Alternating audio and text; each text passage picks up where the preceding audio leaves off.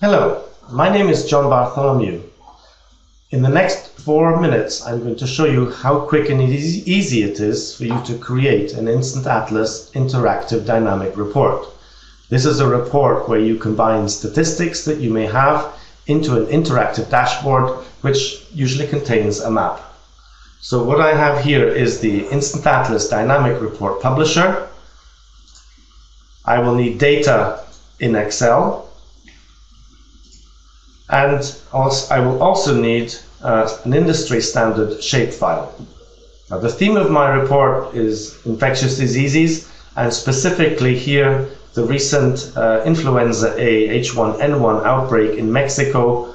And what I want to show in this report are the day-by-day cases. So what I do first is use a very simple wizard-driven process in the InstantAtlas Publisher to create my report step by step. I can choose different templates. These are different templates. These can be double maps, area profiles, but in this case, I'm going to choose to create a single map template with a time series and a ranked bar chart. So I've selected my template, I hit next. Now I need to select a shapefile, in this case, the state boundaries of Mexico. I check to make sure that this data here is using a feature code that coincides with the codes that are in my Excel spreadsheet. And if they weren't, I would paste the correct codes into my spreadsheet to make sure that the statistics align correctly with their geography. This one is okay. I'm going to hit next. And the first time around, I'm just going to publish a fictitious data file just to make sure that my report is working correctly. And then I'm going to hit next. I can here add a contextual geography, which might be, for example, municipal boundaries or county boundaries. In this case, I don't want an additional layer, so I'm going to skip that step. I have the option here of adding a background map. I don't need one at this time, but it could add context if you wanted to include a background map for your audience. I hit next, and I'm going to give my base geography a name. We'll call it States of Mexico. And my report, influenza A H1N1 Mexico. And I can change the color profile. Let's choose a green for this particular report. Hit next.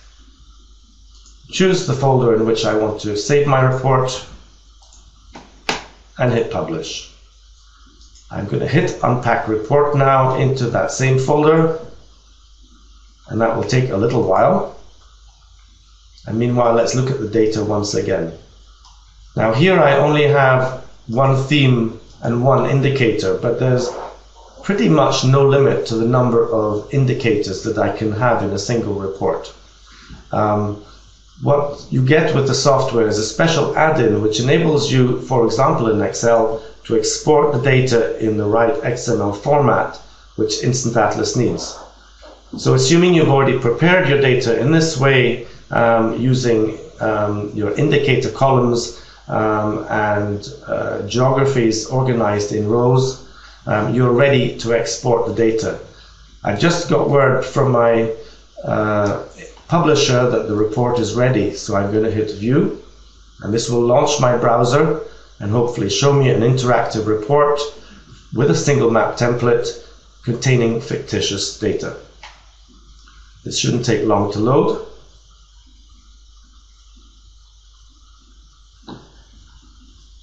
And you'll see here that for the moment everything seems to be working in the normal way. I'm happy with that. I can choose other color palettes. So this report seems to be working well. So I'm going to go back to Excel and I'm going to export the data from my spreadsheet into the same folder that I created the report in. So I save that.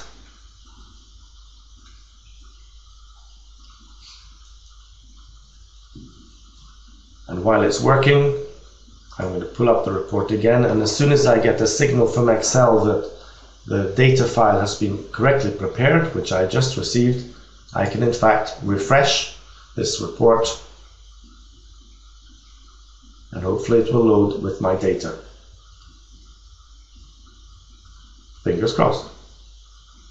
So that's as easy as it is to create an interactive dynamic report. Here you see it now, containing my statistics.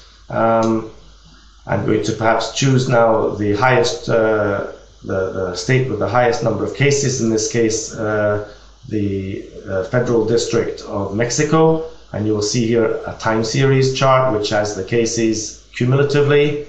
If I want to take a closer look at that, I can maximize it, and so on.